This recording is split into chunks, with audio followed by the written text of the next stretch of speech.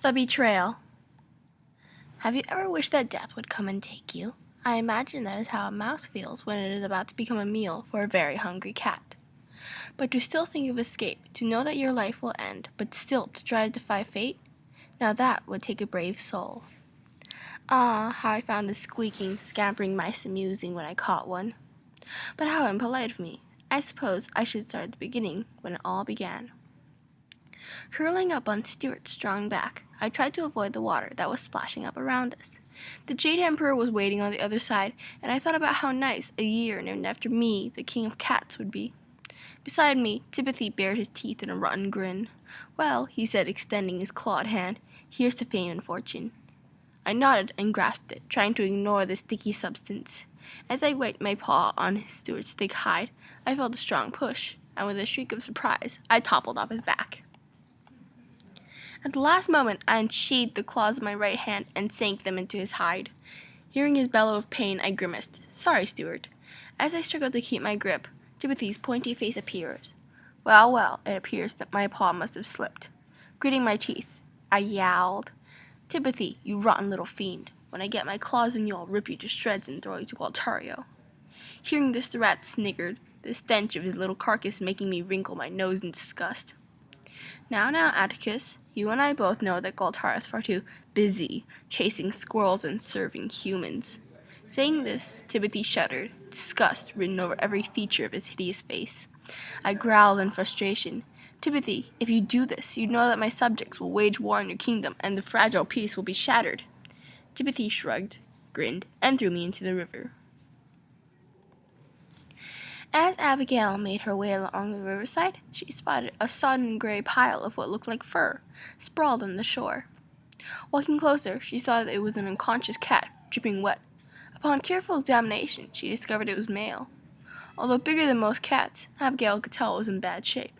Picking it up, she hurried it back to the cottage as fast as she could. In her house, Abigail examined the cat. Most of its injuries could be cured, but the broken leg was what she was worried about.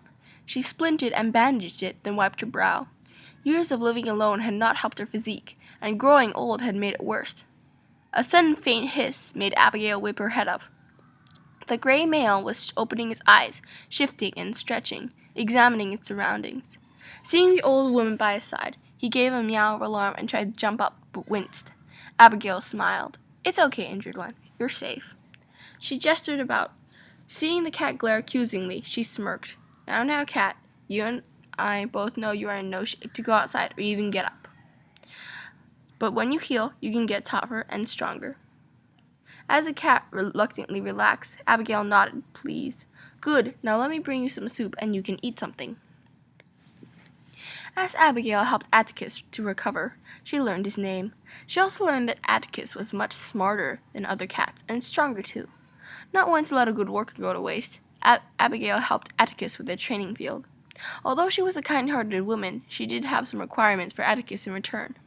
His job was to catch the rats and mice scurrying around Abigail's storage shack and garden. As it turned out, Atticus loved it. Almost every day, Abigail would find Atticus crouched in one corner or another, either eating or hunting a rat or mouse. For some reason, Atticus would always enjoy rat hunting a lot more than mouse hunting. Soon enough, there were fewer rats and mice around, and, as a bonus, Atticus had gotten a lot quicker.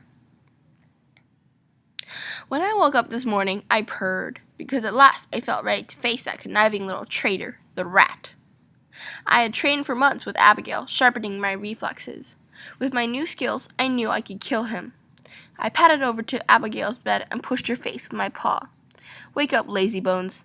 Abigail groaned and turned over, the bed creaking. I sighed and grudgingly pulled her blanket away. She hissed and opened her eyes. Fine, I'm awake. I sat myself on a cushion as she brushed her teeth and washed her face. Once she sat down, I said, It's time. She blinked. Already? I nodded and teleported us to the Jade Palace. When the Jade Emperor saw me, his jaw dropped open. Atticus? I nodded grimly. Beside him, Timothy bared his teeth. I padded over to his green throne and bowed before him. I have returned from the mortal world, your majesty, and I wish to challenge one of your successful subjects for their year. The animals muttered and shifted, trying to decide which one should risk losing their year. Then Timothy stepped forward, his nails clicking on the smooth floors. I will accept your challenge, Cat. It's about time I finished what I started. We took our positions, and the battle started. Timothy tried to bite me, but I twisted and slashed at him. He dodged, and we circled each other. We attacked again, in a blur of flashing fangs and claws. Abigail and the others were watching, and I managed to rake my claws across his neck, drawing blood. Timothy hissed and reeled back. I took this opportunity and bit his neck, digging my teeth in as he clawed at me. I held on until he stopped writhing and stayed still, my tongue tasting his foul blood. When I was sure that he was dead, I let go and yowled my triumph, victorious and bloody. The cat was finally acknowledged and victorious. Thank